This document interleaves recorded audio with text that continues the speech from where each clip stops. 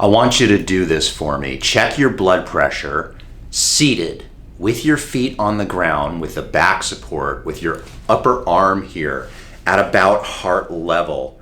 Check your blood pressure, wait 60 seconds, and then check your blood pressure again. The numbers should be the same, correct? Invariably, 100% of the time, it is not the same. Why is this? Why would such an important test, such as checking blood pressure, have such variability that it clearly is inaccurate?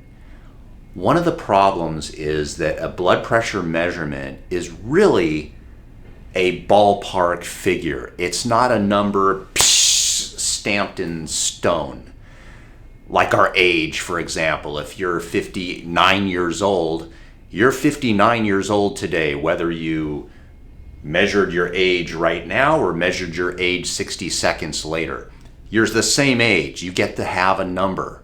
So if you have a number, let's say 122 over 72, that isn't your blood pressure.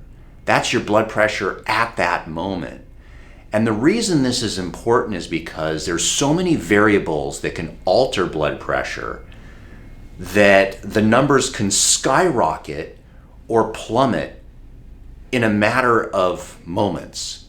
I can demonstrate this for you if you want, but it's important to understand that when you get your blood pressure taken, it is a ballpark number, because when you squeeze the arm, for example, and then 60 seconds later you squeeze the arm again, the first test is actually almost a preparation for the second test.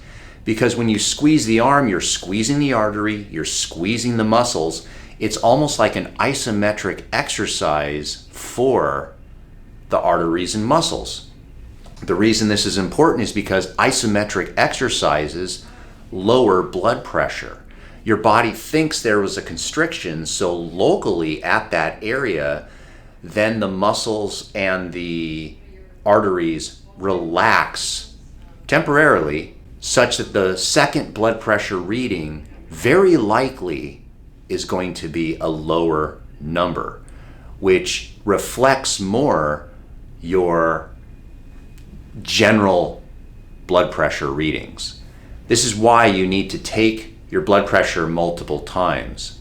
Now, some people will say take an average, which I always think that really isn't the greatest idea, because what if you were 200 over 100 and then you were 50 over 25? Well, if you take the average of those two numbers, then you would think that you have normal blood pressure. So that's not really a great way to do it. A great way to do it would be to look for trends. What are the trends? What is your blood pressure in the morning in general? But don't freak out too much about this when it comes to the numbers changing. And the reason why is because the current guidelines are somewhat ridiculous. The guidelines are such that anything below 120 over 80 is considered normal blood pressure. And if the blood pressure goes from 120 to 129, you're considered elevated blood pressure. Well, if the numbers were super accurate, then if your blood pressure was 122 over 80, you might freak out thinking that you have elevated blood pressure. And technically speaking, at that moment you do, according to the most current guidelines. But that's kind of ridiculous. And I always thought that people put so much faith in their blood pressure readings, and yet they're so variable. Imagine for a moment, just think that, imagine MRIs were as inaccurate as a blood pressure machine. You go into an MRI and they say, Mrs. Jones, you have a tumor. Let's say they're doing the MRI of the neck, a tumor of your thyroid that's 12 millimeters big. And then literally they pull you out of the MRI, put you back into the MRI 60 seconds later, do another test and say, we can't find the test, you're considered normal.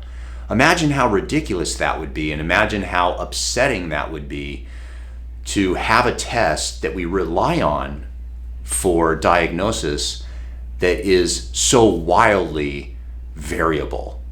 This is one of the things that nobody seems to talk about. But if you want to see how, for example, just doing deep breathing can alter your blood pressure, watch this video at the end of the video. It'll be right here, and let me know what you think of that.